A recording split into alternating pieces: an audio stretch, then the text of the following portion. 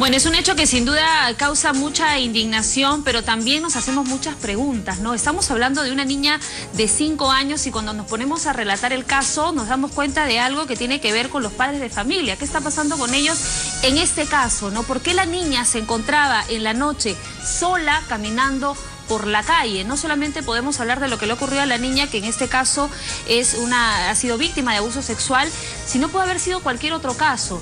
A veces no nos damos cuenta que un minuto fuera o despistándonos del cuidado de los niños puede ser fatal, como lo que ha ocurrido con esta menor de 5 años. Vamos a analizar, hablar un poco más de este tema con el doctor Walter Dávila. Él es psicólogo, para que nos ayude a entender este tema y también para poder reconocer cuando estamos frente a un violador sexual. Es importante también tener en cuenta esto. ¿Cómo está, doctor? Bienvenido a RPP. Gracias por la invitación. Bueno, lo primero, ¿no? Este cuestionamiento de qué está pasando con los padres de familia. Hoy estamos viendo el caso de esta niña de 5 años. Por un segundo, 2 minutos, qué sé yo, dejaron que la niña estuviera sola en la calle y pasó esto.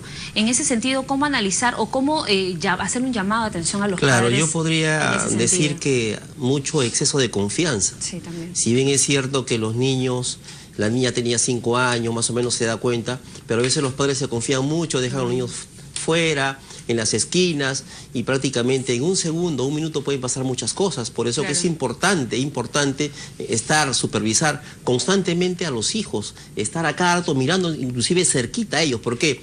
Porque la persona, el violador, el pederasta, está observando constantemente y esperando y aprovechando la oportunidad, porque no olvidemos que hay violadores oportunistas que están esperando el momento adecuado para poder llevarse a la niña y cometer estos delitos que va contra el pudor, pues, ¿no? No es un hecho improvisado, ¿no? En este caso, como usted lo dice, están pendientes, estudiando, vigilando en qué momento está sola y saben a dónde llevarla. Incluso ahora estamos hablando de un vecino que aparentemente para los padres pues no es un NN, lo deben conocer, lo deben haber visto por lo menos alguna vez en su vida, y cómo no se pudieron dar, digamos, cuenta de que estaban pues, tenían como vecino a una persona que finalmente pedía hacerle daño a su pequeña de 5 años. Claro, lo que pasa es que mayormente los violadores están en relación al entorno. Pueden ser familiares, amigos, vecinos, pero siempre está cerca a la niña o al niño que cometen estos problemas. En todo caso, yo pienso que estos violadores ocasionales que esperan la oportunidad son personas que ya están observando y mirando. Pero también hay inclusive muchas personas que cometen este delito, estas violaciones, que son los preferenciales, ¿no? Que están buscando chicas a su gusto, ¿no? O chicos a su gusto y también cometen este tipo de delito.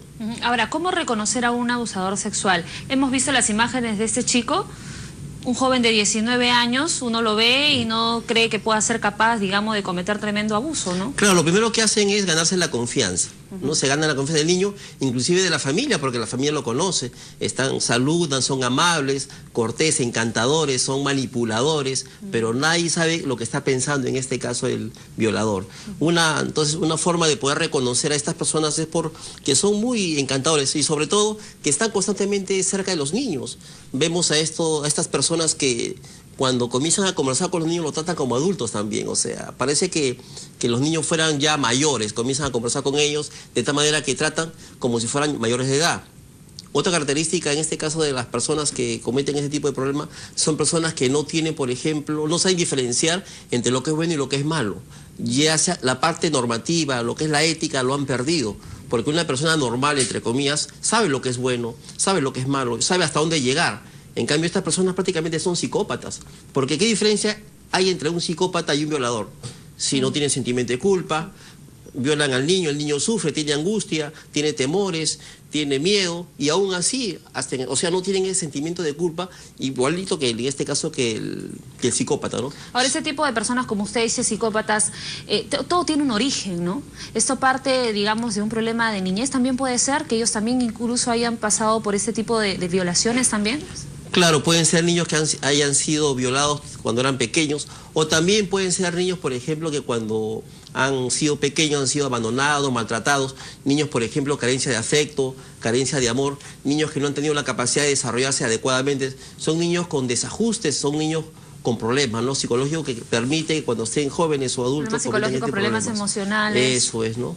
Pero inclusive también se ha visto jóvenes, por ejemplo, que están bien ajustados a la realidad, ¿no? Por ejemplo, profesionales, profesores, médicos, ingenieros que también cometen este tipo de problemas. O sea, no podemos decir que solamente las personas que tienen problemas emocionales hacen este tipo de conducta. También hay personas con una capacidad intelectual muy alta que también logran cometer este tipo de problemas, ¿no? Terrible, ¿no? Y ante eso reiteramos el cuidado que tienen que tener los padres con sus hijos, porque un segundo como el de descuido puede ser realmente fatal. Qué en importante, este caso, claro, con esta niña, qué ¿no? importante es, por ejemplo, enseñar a los hijos a protegerse, ¿no? Sí, a enseñarle, también. por ejemplo, lo que es bueno, por ejemplo, lo que es el tocamiento bueno, el tocamiento malo y el secreto, como decía yo, a las personas, eso se ¿no? presenta en muchos casos. Entran al temor, ante la amenaza, evidentemente, del agresor, y no cuentan, a veces no Claro. comunican, porque en el caso de la niña todavía no hemos profundizado en el tema, digamos que no sabemos si este hombre ha venido pues acercándose a la niña desde Claro. mucho tiempo antes,